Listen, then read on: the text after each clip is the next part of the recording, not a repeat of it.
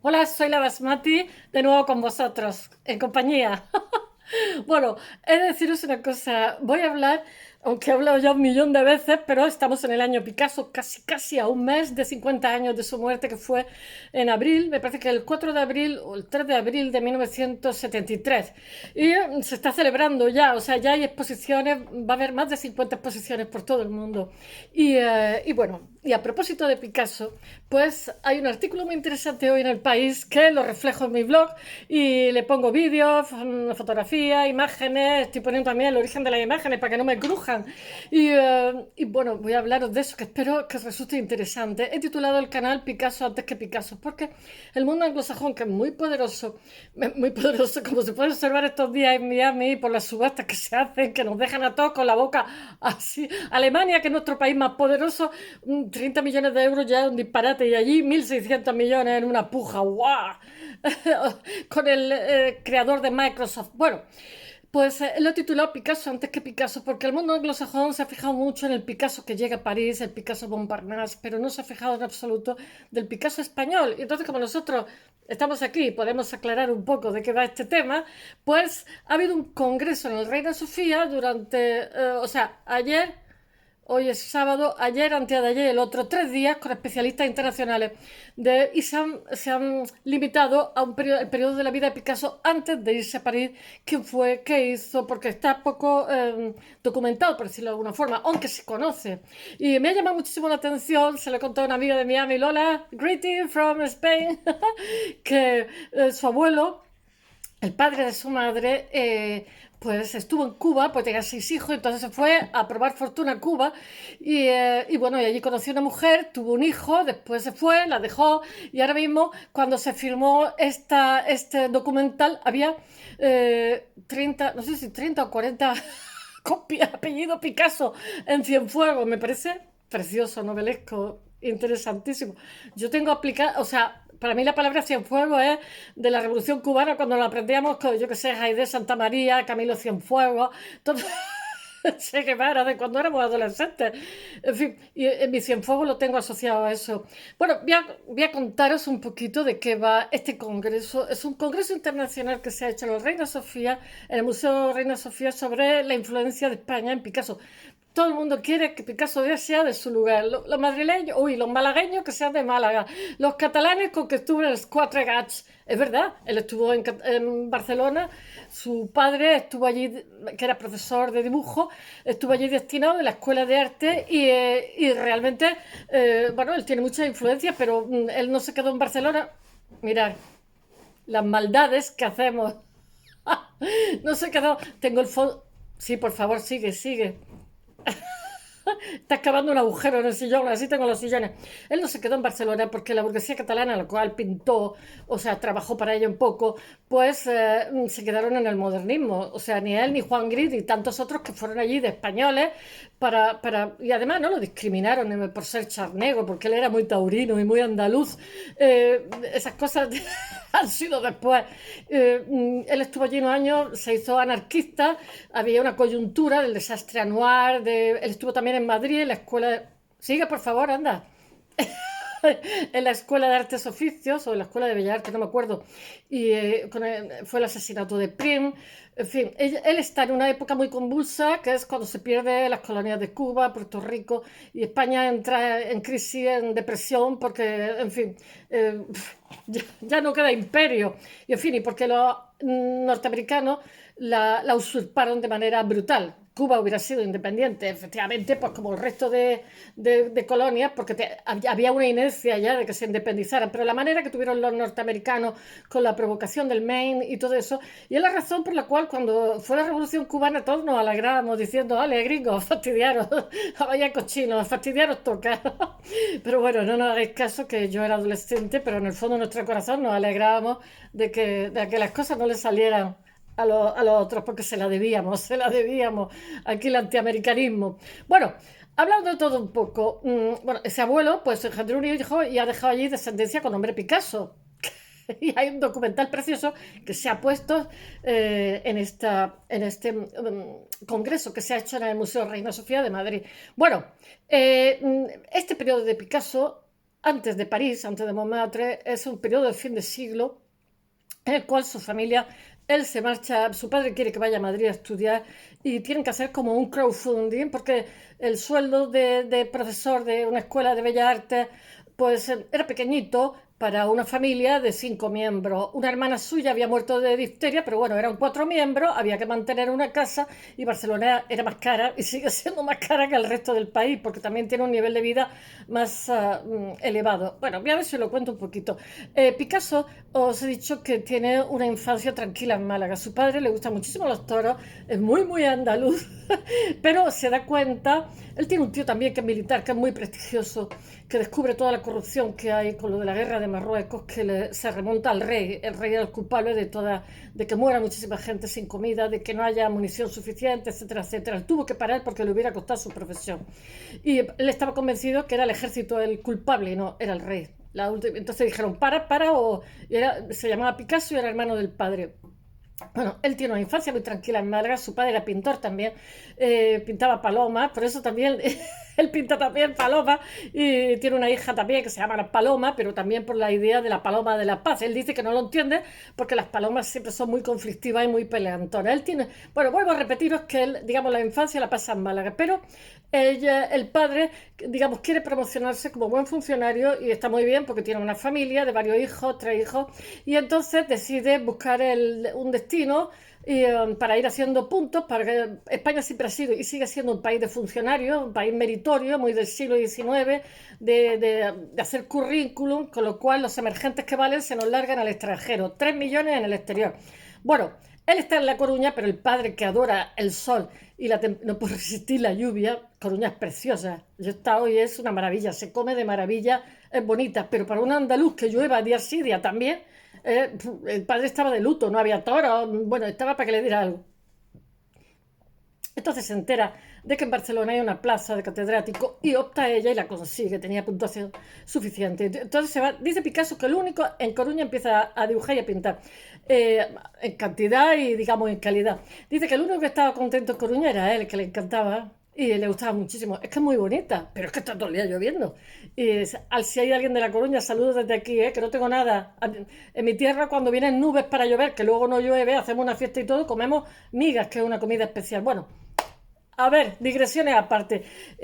Siendo adolescente, pues su padre se va a Barcelona, donde él conoce, en Barcelona ya se había dado una revolución industrial, estaba muy vinculada con Francia, donde había habido una revolución científica y es un punto y aparte con respecto al resto del país por su hilatura. En el norte los vascos tienen los Altos Hornos y esto los hilaturas que son...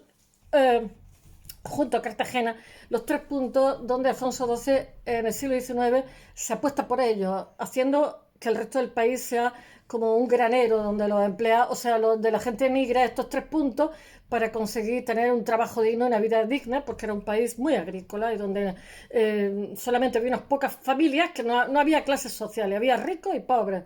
Y esas pocas familias ricas no estaban por perder su estatus y dificultaba todo lo que fuera iniciativa. Pero en Cataluña sí que se da una iniciativa privada, se permite y se fomenta. Pero a su vez también hay mucha diferencia de clases sociales, solo que al ser industrial pues esa clase social, digamos, está concienciada y entonces hay lucha, hay muchas luchas, hay muchísimas barricadas en la época que está Picasso allí y él no es ajeno a todo esto. Él se reúne en un café que se llama Els Quatre Gats, que son los 4 gatos, y hace íntimos amigos allí, pero como os he dicho antes, Barcelona se queda enganchada con el modernismo, su burguesía, que es la que hubiera podido posibilitar otro arte, pero no le gusta nada las vanguardias, se tienen que ir a París sí o sí. O sea, porque los catalanes están diciendo que gracias a Cataluña, Picasso, bueno, sí, sí, no, gracias a La Coruña y gracias a Andalucía, Picasso era muy andaluz, le gustaba cantar y tenía amigos toreros, Luis Miguel Dominguín, que era de mi tierra, Almería, en fin, quiero deciros que, como dicen los budistas, en el presente somos el resultado de todo el pasado, pero si no se hubiera ido a Francia, no hubiera tenido la proyección internacional que tuvo. ¿A qué engañarnos? Bueno, con 19 años se instala en París. Él va a ir y volver porque no tiene medios para irse a París. Su residencia en la capital, o sea, en Cataluña, en Barcelona, se rompe durante dos paréntesis durante los cuales, a petición del padre, intenta estudiar dibujo en Madrid. Pero él no encaja en Madrid por lo que sea. Son años, en Barcelona tiene íntimos amigos. Uno de ellos se suicida. Son años durante los que no para de dibujar y pintar. Es un tiempo, él tiene un carácter muy fuerte. Es un tiempo también durante el que su personalidad empieza a manifestarse. Él tuvo una personalidad, y os voy a decir una cosa, desde que llegó prácticamente a París, empezó a vender y empezó a vender caro. Y tuvo una grandísima ayuda de Gertrude Stein, que apostó desde un primer momento por él.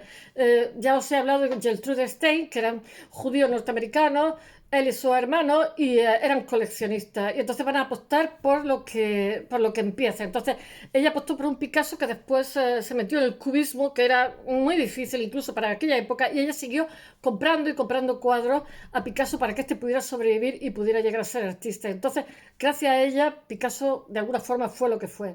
Gracias a ella, gracias al trabajo de Picasso, etcétera. Pero ella apostó cuando no era nadie. Bueno, a ver, en esta época que está Picasso, tengo una chuleta que de vez en cuando tengo que mirarla, pero como siempre la tengo desordenada, está la pérdida de las colonias, como he dicho antes, en la época de la generación del 98 y el desastre de Anual. Hay un congreso internacional, como he dicho, que está en el Reina Sofía, donde se barajan todo este periodo de tiempo que él está entre Málaga, Coruña, Barcelona y Madrid, antes de irse a París definitivamente. Y ellos lo que han hecho ha sido reflexionar sobre este periodo antes, digamos, que antes de la señorita de Aviñón, que son las prostitutas de la calle Aviñón. Son los años de formación de Picasso. Este congreso se ha titulado, tengo que leerlo, Picasso desde los estudios culturales, Sueños y mentiras de España, 1898-1922. Y su coordinador es Chema González, que me parece que es un historiador, aclara que la denominación del congreso alude a un cuadro de Picasso que se llama Sueño y mentira de Franco, que es de 1937. Él va a ser primero anarquista, pero era un anarquista de salón. España tiene muchísima tradición ácrata y anarquista. O sea, yo creo que incluso en la actualidad nos pasa como los italianos. O sea, en realidad los ribereños, griegos, italianos y nosotros tenemos esa tradición, que es maravillosa para las bellas artes, pero es horrible para otras cosas. Porque yo veo a mis vecinos ingleses que van en grupo a todos, o sea, y aunque se caigan mal, ellos se apoyan, y nosotros no tenemos esa sensación de grupo, o sea, nosotros somos individualistas, yo qué sé, y todos los que tenemos son figuras individualistas, Picasso, Nadal, o sea, todos son individuos solos. Bueno, es un hombre, Picasso tiene muchísima curiosidad por todo y se aproxima a todos los cambios que ocurren en el entorno, pero que pese a la importancia del Picasso. Antes de Picasso no se ha estudiado en profundidad, o sea, se desconoce totalmente el periodo español. Los investigadores anglosajones, como os he dicho, se han centrado muchísimo, han estado más auténticos, hoy más auténticos, se han centrado más en Picasso a partir de Montparnasse, su residencia en Francia, o sea, y sobre todo a partir de La señorita de Aviñón de 1907. Y entonces esta cita en este congreso en Madrid lo que viene es a paliar, digamos, esta etapa de veintitantos años de la cual se desconoce todo. Durante este congreso se investiga la relación de Picasso con los desafíos, las crisis y las transformaciones que estaban sacudiendo a España en este momento. O sea, España estaba convulsa, muy decepcionada de sí misma, sobre todo a raíz del desastre de la humillación que sufrió a mano de Estados Unidos con el Maine en Cuba. Y bueno, y no digamos ya con la guerra de Marruecos, que fue como una humillación de la grande, en la década de 1920. Todo este periodo es el que Picasso está aquí. Y bueno, él empieza, el Congreso empieza, se sabe por ejemplo que llega a Madrid en 1897 con 16 años para estudiar en la academia. Su padre por encima de todo quería que estudiara en Madrid, en la Academia de Bellas Artes de San Fernando. Allí consta que se matricula, pero no va nunca, en paisaje y ropaje. Va nada y menos. Y no hay ningún trabajo que tuviera que llevar a su maestro de esta época para, bueno, el sueldo de maestro del padre no daba para mucho. Y entonces la familia lo que hace es consigue dinero de sus amistades, sus parientes, para financiar la estancia del niño en Madrid. Eso era muy común. Y lo que ahora se llamaría una especie de pequeño mecenazgo, un crowdfunding, Y bueno, después hay un investigador, el escritor Salvador Rocha, que ha investigado cómo fue aquella época en Madrid y, y cuál era el Madrid que a él le gustaba. Él pasa en Madrid yo creo que un año, ¿eh? Se mueve siempre por el centro de la ciudad. Él era muy de barrio chino, a qué engañarnos, desde que era jovencito. A la cabra le tira al monte. Él se alojaba en una pensión muy modesta de la calle San Pedro Mártir, cerca de Tirso Molina y de la Plaza del Cascorro.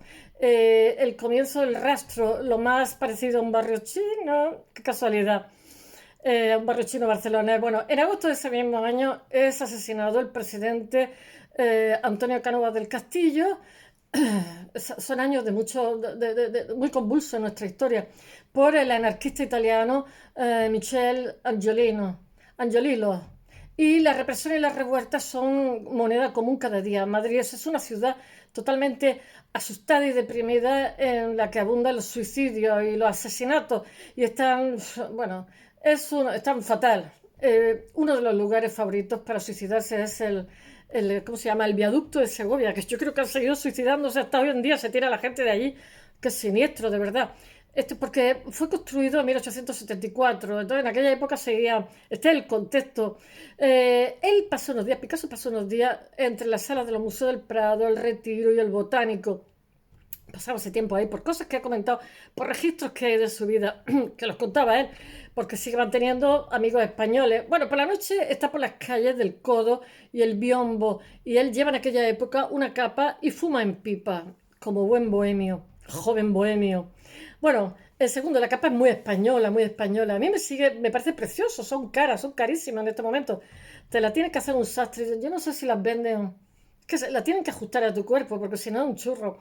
Bueno, el segundo periodo de Picasso en Madrid, que es más breve, es en 1901, y él llega como director artístico de una publicación que se llama Arte Joven, del cual salen 4 números, está casi casi como mi canal, en la que solo se publican unos pocos números ese año. Y trata con la familia Baroja, con los hermanos Baroja. Y los dibuja, me parece que dibuja Pío Baroja.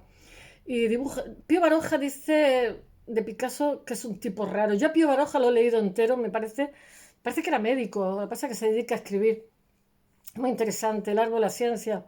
Bueno, y he leído también a su tío, o a su sobrino, que era antropólogo, que vino por mi ciudad de viaje, fue por toda España. Entonces, según los nombres, la etimología de los nombres iba diciendo, por ejemplo, Benadux, y decía el huerto de Adú, la huerta de Adú, todas las traducciones árabes me resulta muy bonito. En Barcelona parece que no lo discriminaron por Charnego. Hoy sí que lo hubieran discriminado, aunque el 75% de catalanes tienen ancestros andaluces. La bohemia, precisamente por eso, la bohemia y la intelectualidad no hacen entonces distinción por el origen cascabelero, torero y gitano del artista.